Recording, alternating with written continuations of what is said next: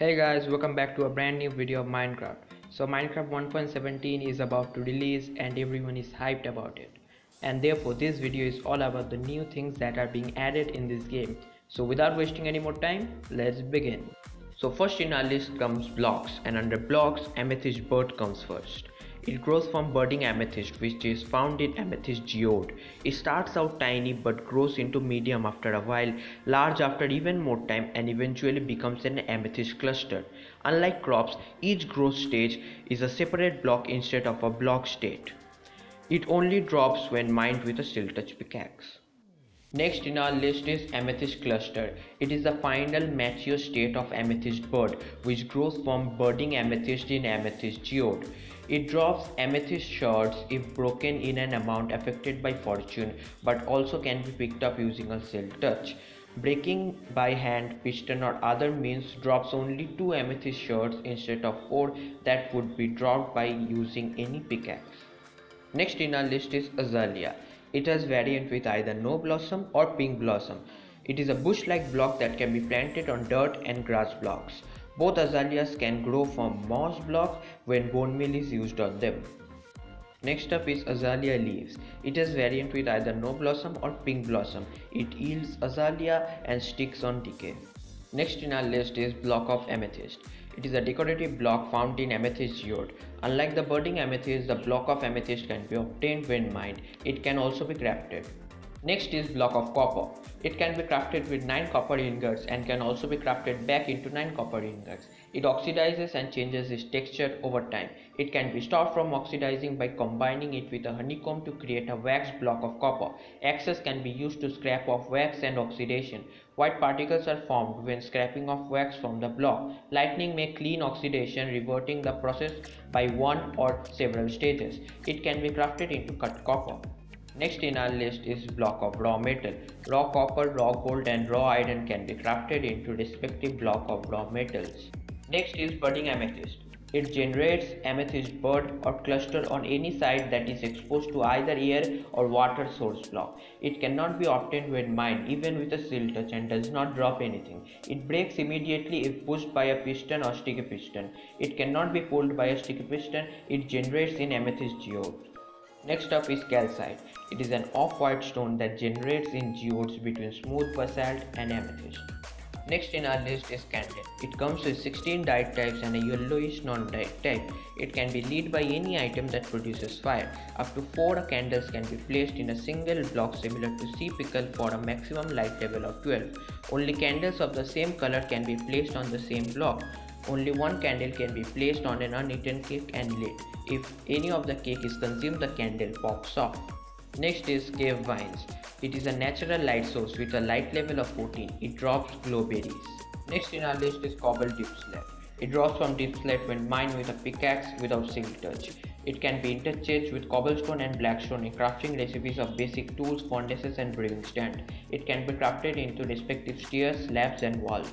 Next is copper ore. It generates randomly underground in small blobs. Copper ore generates uniformly between levels 0 and 64. It drops raw copper when mined. It can be smelted into copper ingot. Next in our list is cut copper. It can be made into stairs and slab variant.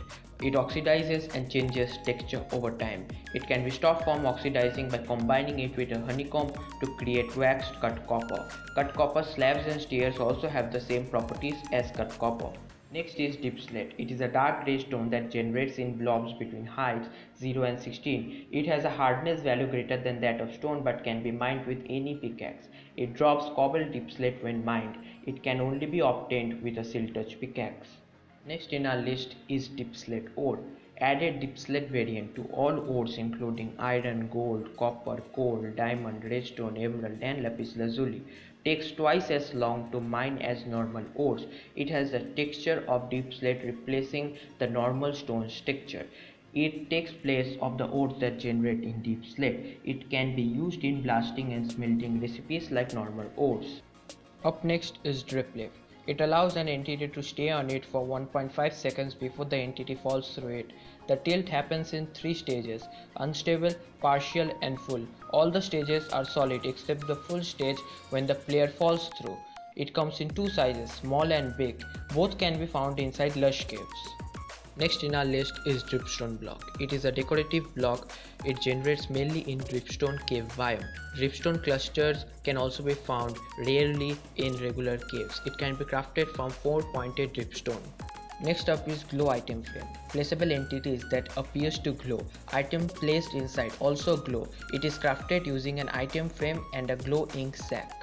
Next in our list is glow lichen. It is a naturally occurring light source found rarely in caves, growing on any face of a block. It has light level of 7. It is obtained with shears, otherwise it breaks.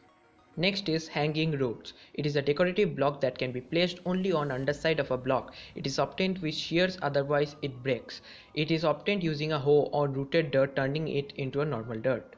Next up is infested deep sled. It is an infested variant of deep sled. It spawns and silverfish when mined. Next is light, a new waterloggable source of light, originally from Bedrock Edition. It behaves like air and is visible only when an item is held. The light level it is emitting can be changed by interacting with it. Next in our list is lightning rod. It can be crafted with 3 copper ingots. Lightning strikes within a 32 block radius gate redirected to the lightning rod. It turns completely white when struck by lightning. It gives off a redstone signal with a strength of 15 if hit by lightning. Next is moss block. It is an opaque block with a grass-like texture on all its sides. It can be combined with cobblestone or stone brick to make the mossy version of those blocks. Vines can still be used in addition to moss blocks. Both axes and hoes are appropriate tool to collect it. Next in our list is moss carpet. It has the same texture as the moss block. It can be crafted with moss block or can be obtained by applying bone meal to them. Next is pointed dripstone. It can be either placed on a ceiling to create a stalactite or on top of a block to create a stalagmite. It can be combined to form longer stalactites and stalagmites. Stalagmites break if not attached to something below. Stalagmites hurt entities that fall on them more than normal fall damage. Next in our list is powder snow. It is a variant of snow. Entities that walk over it sink into it. Leather boots can be worn to prevent entities from sinking into powder snow blocks. Wearing leather boots also allows powder snow to be climbed. They also prevent fall damage when landing on powder snow. Leather horse armor also protect horse from freezing damage. When inside a powder snow block, any entity starts freezing and taking damage after a short time. Wearing any piece of leather armor stops the freezing effect. It can be collected and placed with a bucket. Entities on fire melt powder snow when colliding. Next is rooted dirt. It is a dirt-like decorative block with roots on the texture. Using bone meal on any side grows hanging roots underneath. Next in our list is Calc sensor. It is a redstone component that detects vibration. It senses vibrations such as block placement, footsteps, and projectiles and emits a redstone signal. It emits particles when it senses a vibration nearby. Next up is smooth basalt.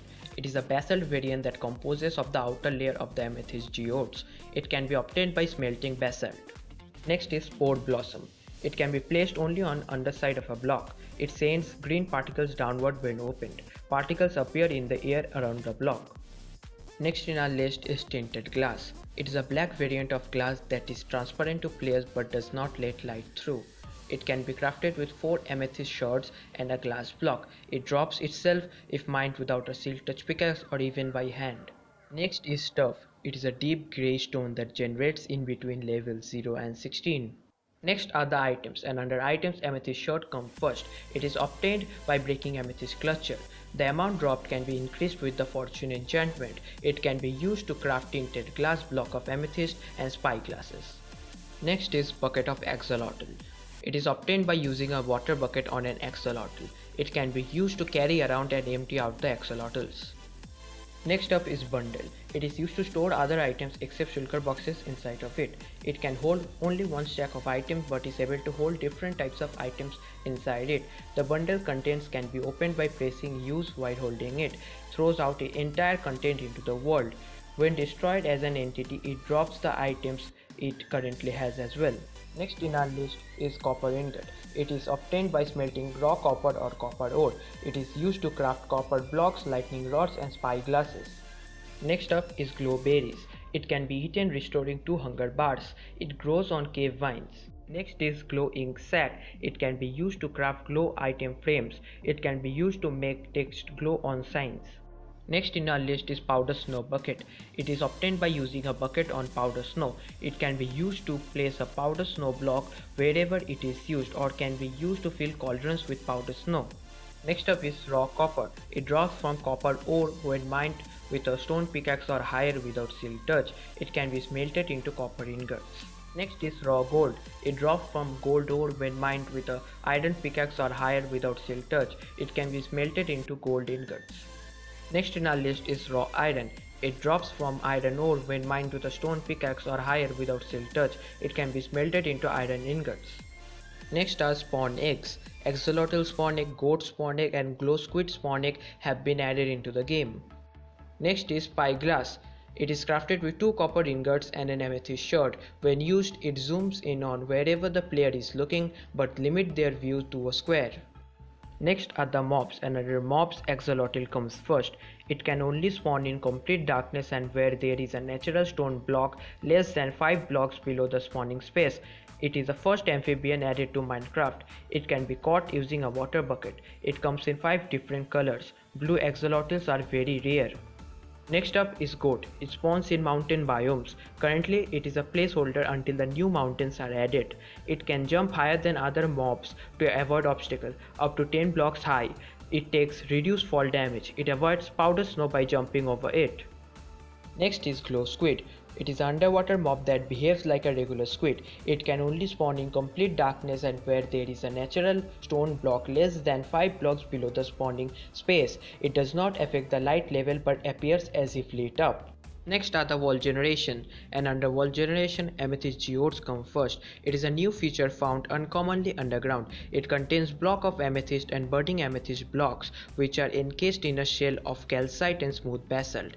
It also generates with a small air pocket nearby that may open into the geode. Next is azalea tree. It generates above lush caves either on the surface or underground. It consists of azalea leaves, oak logs and rooted dirt. If you guys enjoyed this video, then don't forget to like, comment, share and subscribe to my channel, and for then, bye bye.